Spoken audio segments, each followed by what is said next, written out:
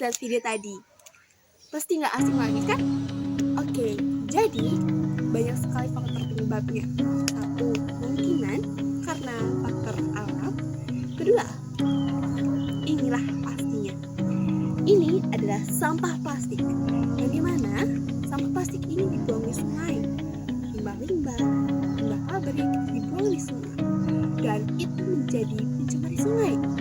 Dan lama-kelamaan apabila musim hujan, air sungai akan meluap karena menampung banyak sampah ini. Dan akhirnya terjadi banjir yang memakan banyak korban dan juga banyak sekali rumah yang tenggelam. Walaupun ini bisa dipilah atau bisa didaur ulang, tapi kurangilah dalam menjaga lingkungan sekitar. Kita harus mengurangi sampah plastik, dan ini resikonya besar sekali. Maka dari itu, jagalah lingkungan sekitarmu. Dan juga, ayo simak cerita ini. Kali ini bakal bawain kalian cerita yang berjudul Jagalah Lingkunganmu. Gimana? Udah gak sabar dengarnya? Yuk merapat-rapat dengerin cerita Dayu. Simak terus ya. Udah siap belum dengerin cerita Dayu? Jadi cerita yang Dayu bawakan adalah Sungai yang Kotor. Warga hutan resah. Sudah beberapa hari ini, rasa air sungai menjadi tidak enak dan berbau. Sangat berbeda dengan dulu. Air sungainya jernih, bersih, dan segar ketika diminum.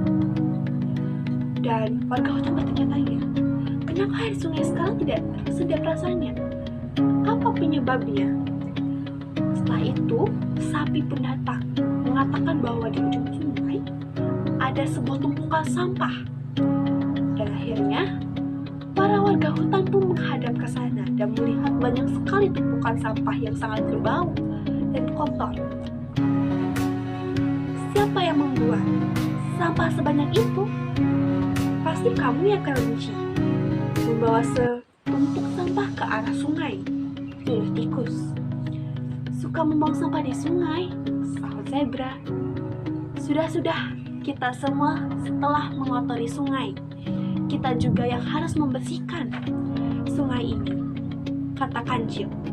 Sebagian binatang setuju, tetapi sebagian binatang tidak setuju akan hal yang dikatakan kancil, karena mereka merasa mereka tidak pernah membawa sampah ke sungai. Dan akhirnya kancil mencari solusi agar warga hutan mau bersama-sama membersihkan lingkungannya dan agar mereka dapat menikmati air sungai itu bersama-sama. Akhirnya, kancil mengatakan pada seluruh warga hutan, apabila kamu ingin merasakan air yang sedap dan segar kembali seperti dulu, maka kamu harus melakukan dan membersihkan sungai ini. Tak berlama-lama, mereka pun sadar bahwa tanpa kita bersihkan, air sungai ini tidak akan kembali seperti dulu. Akhirnya, warga hutan pun bersama-sama membersihkan sungai tersebut dari sampah-sampah yang mereka hasilkan sendiri tanpa mereka sadari. Dan air sungai pun menjadi bersih, tidak ada sampah lagi, dan sekarang sudah jernih, bersih, dan segar untuk diminum. Mereka bersorak gembira karena dapat meminum air yang jernih, bersih, dan segar kembali.